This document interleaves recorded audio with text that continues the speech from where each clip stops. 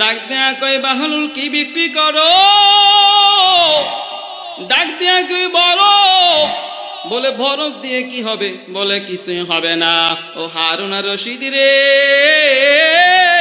10 তলা বিল্ডিং এর উপরে ঘুমাও, আমি তো তোমার কাছে বরফ বিক্রি করতে আসি নাই।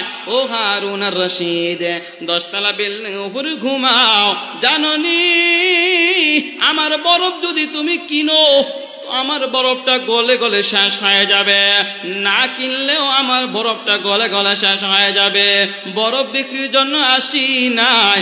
হারুন আর রশিদ, তোমাকে সবক দিয়ে গেলাম। এটা হলো আল্লাহ তাআলা তোমাকে আমাকে একটা হায়াতের জিন্দেগি দিয়া পাঠাইছে, ঠিক না বেঠিক?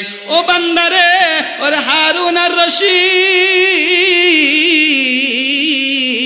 তোমার যদি হায়াতের জিন্দেগিরা যদি আল্লাহর রাস্তায় কাটাইয়া দাও, আল্লাহর হুকুম মতো কাটাইয়া দাও, তোমার হায়াতের জিন্দেগি চলে যাবে। আর যদি আল্লাহর হুকুম মতো না কাটাও, গুনাহ যদি 10 তলা বিল্ডিং এ পুরো শুয়া কাটাইয়া দাও, তোমার হায়াতের জিন্দেগি শেষ হয়ে যাবে।